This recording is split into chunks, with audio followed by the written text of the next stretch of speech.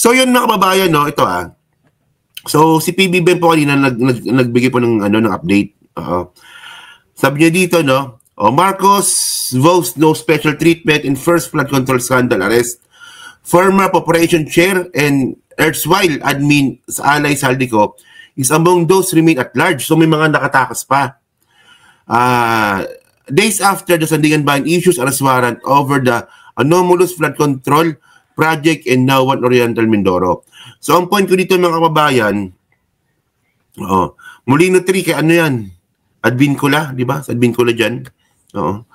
So, so mga kababayan, ibig sabihin, tama ba? Advincula ba? Molino 3? So ngayon mga kababayan, ibig sabihin nito, okay,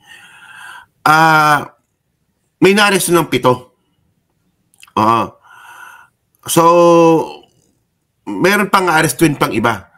Kasi ito po, isang kaso lang po ito Yan pong na-aresto po na yan, isang kaso pa lang po yan, dun po sa Mindoro.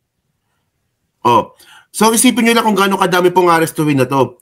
So, paano pa kaya yung sa Bulacan? Yung sa Cebu. Marami sa Cebu, di ba? Sa Davao del Norte.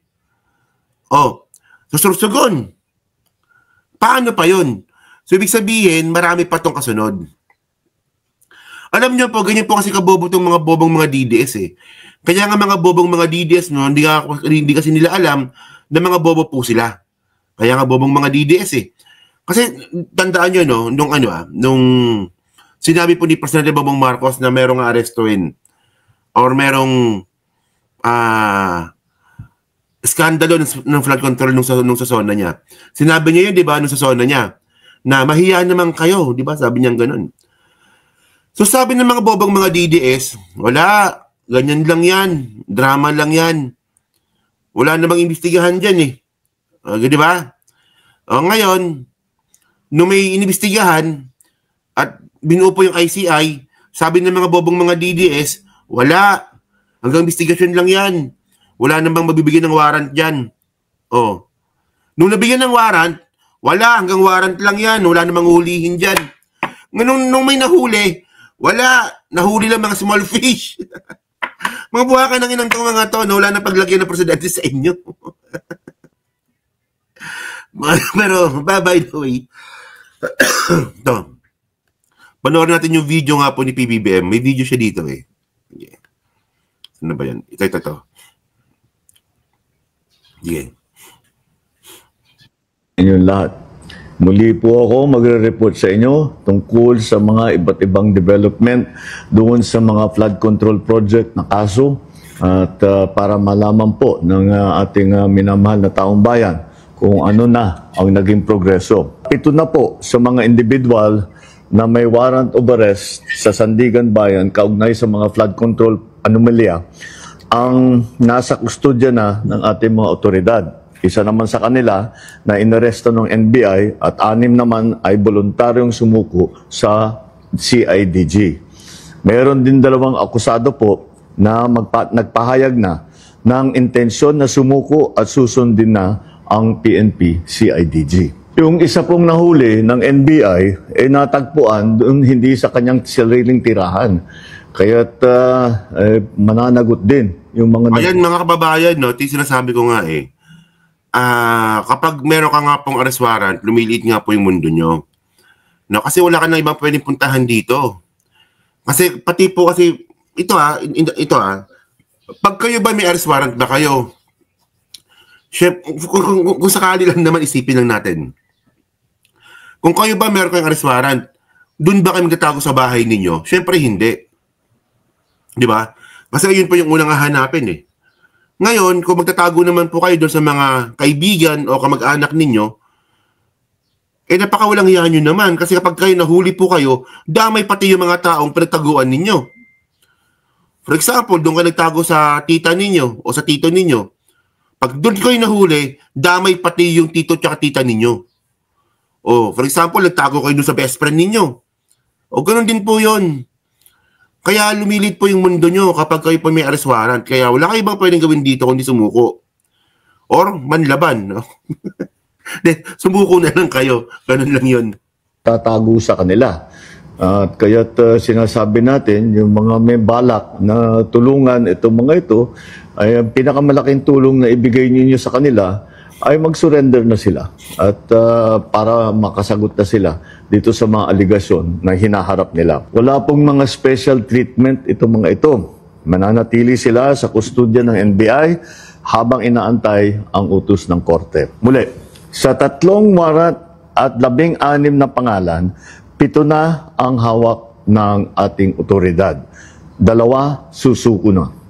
7 ang mananatiling at large at kasama na dyan si Saldico. Sa lahat ng natitirang akusado, ang aking payo sa inyo ay sumuko na kayo. Huwag nyo nang antayin na habul-habulin pa kayo. Mas maganda para sa sitwasyon ninyo na sumuko na kayo. Alam niyo, mas maganda po talaga sumuko na lang kayo eh. Kasi kung kayo pa wala po talagang kasalanan, mas maganda sumuko na lang kayo. Kasi baka maging testigo pa kayo. O di ba? Maabsueldo kayo dito. Kasi mahirap kasi dito mga kababayan. Kunwari kung kayo nga alam niyo wala kayong kasalanan tapos nagtago pa kayo, paano maniniwala ang korte sa inyo na wala kayong kasalanan? Kaya nga kayo pupunta ng korte eh. Kasi paglalaban ninyo na wala kayong kasalanan. So paano yung paglalaban na wala kayong kasalanan kung hindi kayo sumuko? Di ba? And by the way, ito singit ko lang po ito ulit. Singit ko lang ulit. Di ba? Marami po kasi mga bobong mga DDS ang nagrereklamo na tanga-tanga naman ng presidente. Di ba? Mga bobo nga kasi, no? Tanga-tanga naman ng presidente. Bakit kasi bid-broadcast pa? Yung mga arrest warrant, ayun tuloy nakapagtago pa. Kahapon yun. Kasi nga po, kahapon isa palang hinuhuli at hindi pa mahagilap yung iba. Mga kababayan, ang gusto ko lang sabihin dito, karapatan po ng isang akusado na malaman na may warrant sila. Yung arrest warrant, mga kababayan, hindi po lalabas ng magic po yan. Palagi po talagang may may proseso po yan. Ito nga, di ba? Ulitin ko lang, di ba? Kanina, nasabi ko nito kanina eh. Ako, di ba? Ako may kaso ako ngayon, cyber libel. May kaso ako ngayon, cyber libel. Oo. So, ngayon, syempre, subpoena, tapos pag sinabi nga po ng piskal na, oy, ikaw Takero, palpak yung affidavit mo. Mayroon ka ng, may probable cause yung kaso mo. Ang kasunod, arrest warrant. So, malalaman ko, makakaroon ako ng arrest warrant. Malalaman ko yun. Di ba? Wala naman po kasing lalabas na arrest warrant nang hindi po alam ng tao. Ganun po proseso sa atin. Kasi itong mga bobong mga DDS, wala kasi ibang mga alam yung mga yan, kundi patay-patay, droga-droga. Di ba? Yung ganyang klaseng mga basic po na mga proseso, hindi po nila kaya itindihin po yan. Wala pong arrest warrant na hindi po alam na akusado na may paparting siyang arrest warrant. Di ba? So, ang kaibahan lang po kasi dito, sa mga akusado po ng flood control scandal, non-bailable case nga po sila. Di ba? So, mas maganda nga yun na-aware sila Karapatan nilang malaman yun. Ganun po yung batas natin. Kasi mga bobos itong mga DDS at mga tanga kasi ito So, yun, may continue. Maganda ang inyong pagsagot sa mga aligasyon na dinala kontra sa inyo. Sa mga nagtatangkang tumulong sa pagtatago, tandaan ninyo na kahit papaano, mananagot din kayo kung kayo ay nagtatago ng isang fugitive from justice. Tuloy-tuloy po ito. Hindi kami titigil, hindi kami hihinto. Maraming salamat po. Magandang araw sa inyo. Ayan okay. So, ito okay. Wait lang, saan na ba tayo? Tanggalin natin to. Yan. So, ito po yung pictures nga po ng ng mga yan. So, kanina po, nilabas po ng PCO, yung mga pictures nga po ng mga akusado. Akusado lang naman. Yan, ito. So, may mugshot na. Yan. Baka next month ako na meron nito. At least, Takero, yung kaso mo available. Ayun nga di ba? Oo. Ito kasi non-available tong mga to. Yan di ba? So, ito na yung pangalan nila. Ito na yung mga mugshot nila. So, ngayon, ang point ko dito mga kababayan, okay. So, ako, to honestly mga kababayan, no, hindi naman po ako kontento na ito lang yun. Hindi ako kontento na ayan lang yun, na ito lang. Pero ako po, naniniwala po ako sa sistema na ginawa po ni PBBM na eventually, mahuhuli din po yung iba. No, kasi tandaan natin para po kasi mabuo yung isang kaso, kailangan kompleto yung scheme. Kailangan kompleto po yung conspirator. So may proponent, may executor, at tapos merong pangalan ito, company. No, na contractor. O yan, okay na. May proponent, may executor, tapos merong contractor. Para mabuo yung isang kaso. Ganun po yun. So kung makita ngayon natin dito po, no, dyan po sa nilabas nga po na arrest warrant nga po, dito kompleto na dito. Yan na. So, andito na nga po si Saldico bilang proponent, tapos yung mga nag-execute, ito mga regional director, yan yung mga project engineer, yan. Tapos yung nag-contractor naman po, Sunwest. Oh. Sunwest. Para makompleto po yung kaso. So, ganun din po mangyayari po sa iba.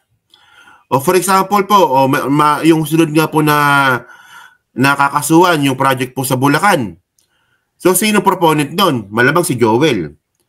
Sinong nag-execute nun? O baka sila Bryce Hernandez. Sila Henry Alcantara. Yung mga tropa na yon. Sino contractor? Diskaya. So, ganun po yan. Sabay-sabay po yan. Tandaan nyo, per kaso po kasi yan eh. Ang tawag dito proseso. Hindi naman kasi pwede gawin ni PBBM. Ikaw, sangkot ka, ikaw, say doon, ikaw. Ikaw saan ka sa Cebu, o kasama ka. Ikaw, doon, Bulacan, o doon ka. Hindi po ganun yun. Kaya nga itong mga nahuli po na to, iisang flood control scandal pa lang to. Sa Mindoro pa lang ito. Gets ba? Gets ba yung ibig kong sabihin dito? Oh. So ngayon, kung sinasabi ninyo na, Takero, bakit wala si Joel? Wala si Jinggoy? Bakit si Jinggoy ba proponent ng nung sa Mindoro? Di ba? Bakit si Joel Villanueva ba yung proponent nung DK, yung flood control dyan sa Mindoro? Hindi Si Saldico yun eh. Oh, ngayon kapag pumunta na po sila sa ibang flood control scandal, for example nga po sa Bulacan, so malamang andun na si Joel. Hindi kasi pwede ganun eh. Itong mga bobang mga didas po kasi, intindihin nyo po kasi yung proseso. Hindi pwede sabog-sabog dito. Di ba hindi pwede magturo na magturo? O, ikaw, Bryce Hernandez. O, kaso. O, ikaw. O, si ano to? Sino to? O, si Mendoza, kaso. O, hindi pwedeng ganun. Dapat mabuo muna yung scheme, mabuo yung conspiracy para makabuo na isang kaso. So at least alam na po natin ito sa Mindoro. At ako naniniwala po ako na hindi po ito natatapos sa Mindoro lang. So ako, sinasabi ko naman sa inyo na hindi ako kontento na ito lang yung hinuli. Pero naniniwala po ako na marami pang arestuhin at marami pang uhulihin ng mga congressman, especially po mga senador. Tignan nyo, baka bukas, Bulacan na. Ang malupit dito, pag Bulacan, Joel Villanueva. Paano pag Sunwest din pala yung contractor? Na, 2 counts. 2 counts of plunder na yun. Di ba, bobo kasi sila Takero. Wala tayong magagawa. Di ba? Dapat kasi, bago magreklamo, intindihin natin. Well, kung kayo po nagrereklamo na medyo mabagal, okay, sige, bigay natin. Pero sabihin niyo na bakit yan lang? Bakit yan lang ba talaga yon? Tapos na ba?